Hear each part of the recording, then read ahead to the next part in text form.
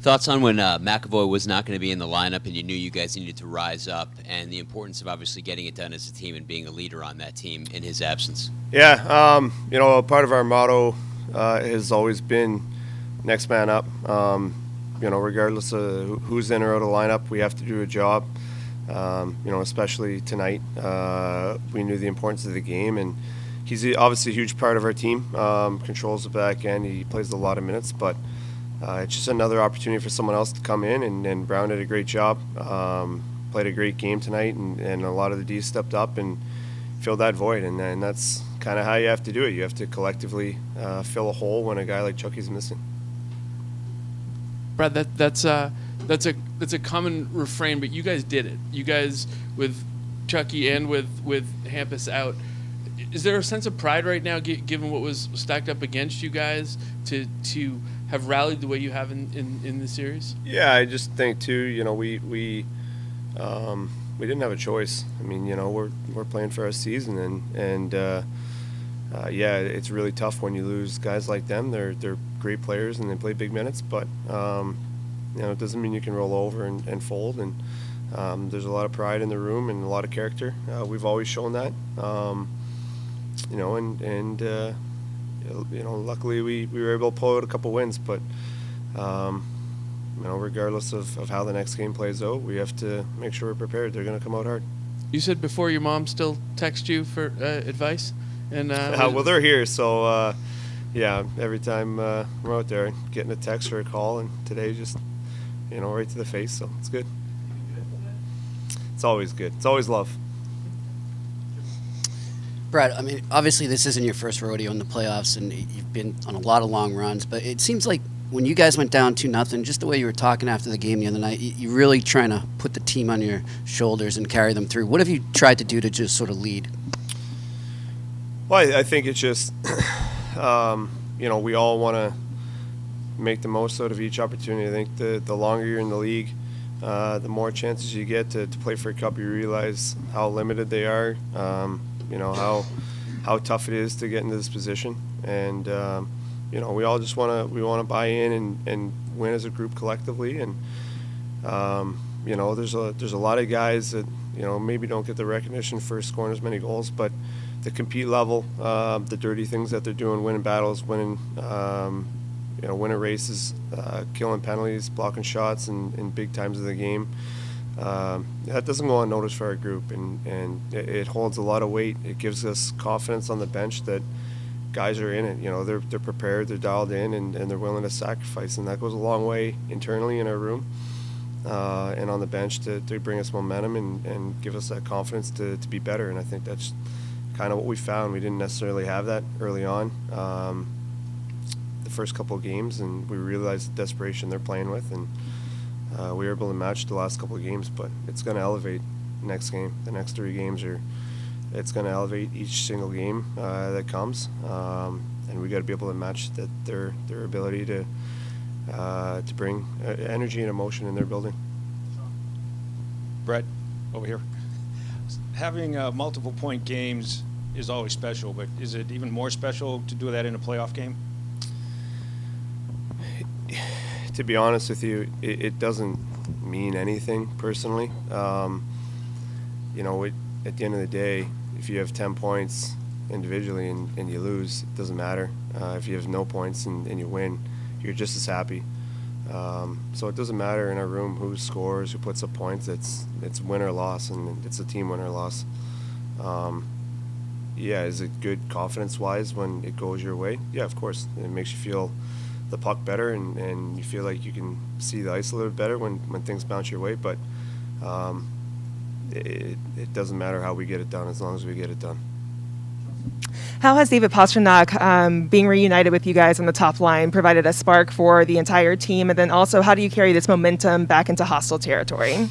Yeah, I think that's going to be the challenge that we face, is bringing our desperation, our emotion, and game and confidence back into their building. It's tough. It's always tougher playing on the road than at home in playoff time, especially in a building like theirs where they create a lot of energy and emotion for their team.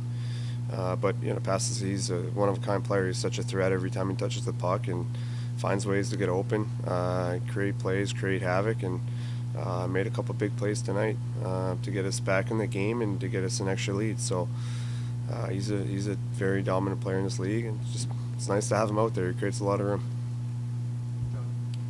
Brad, Bergey's time and again has said that he's focused on the present and not his future, but how much motivation was there in the room to make sure that he had at least one more game in this building?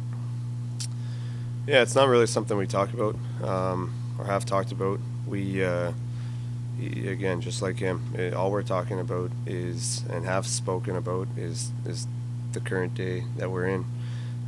This game's over. It's now about tomorrow, what we're going to do tomorrow.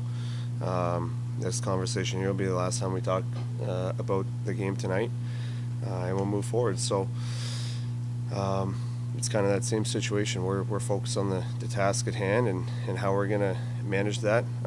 Whatever happens down the road happens down the road. But so that's how we're kind of looking at it. How about, I know there are countless examples as well as him being a good teammate, but how about he gets the high stick, he's trying to stay on the ice, until the ref sends him to the room. Listen, that's the least of what Bergey's played through a cut. He's played with a hole in his lung, so and a broken rib. So if there's not a whole lot that's going to keep him down. That's you gain a lot of. I mean, he has the most respect I think of any player I've ever played with from our group, but just what he's willing to put his body through and play through is incredible, and that's why he's our captain and our leader. And again, that's something we feed off of. And but yeah, wasn't surprised that that's him to a T. Butchie was saying that this is kind of your time when the lights are brightest, when the chirping gets a little louder. What about these particular moments do you think bring the best out of you, and how do you kind of find your spot in these moments? I think it's just, this is what, every kid kind of hoping to get that opportunity that is playing for that cup. And, when you're in playoff time and your back's against the rope, it's do or die. You have to leave everything out there. And I think at times it's just, these are the most fun games to play in, is when there's high emotion, high intensity, and there's so much riding on the line. If you can't play in these games, and kind of what are you playing for? This is what we love and always loved, and so I think that's just kind of it.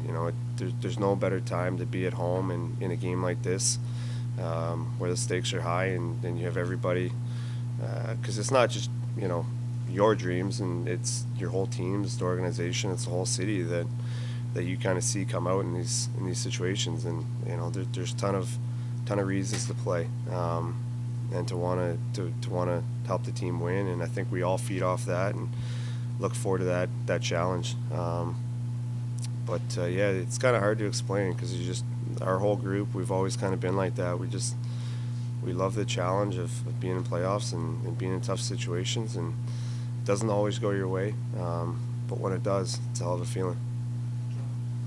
Just quickly, can you explain what happened in that exchange with you and D'Angelo at the end of the first? There wasn't much of an exchange. I didn't even know he was around me, kind of came out of nowhere, so there wasn't really much of one. Just saying, hi, how was your Mother's Day? Brad, you were talking about how about this group or whatever. Every group is different. Every year is different. What do you think this group has learned over these first 4 games that you can take into this now best-of-3 series?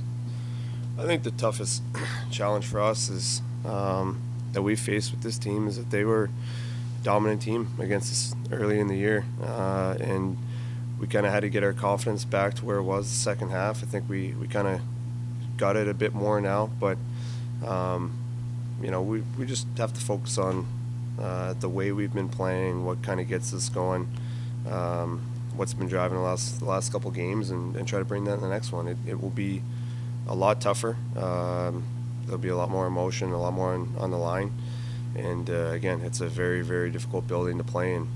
And they're going to be ready to play. They're a hell of a team over there. They push back very hard. They always bounce back, and we're going to expect their best. So it's going to be a tough game for us. We got our hands full next game.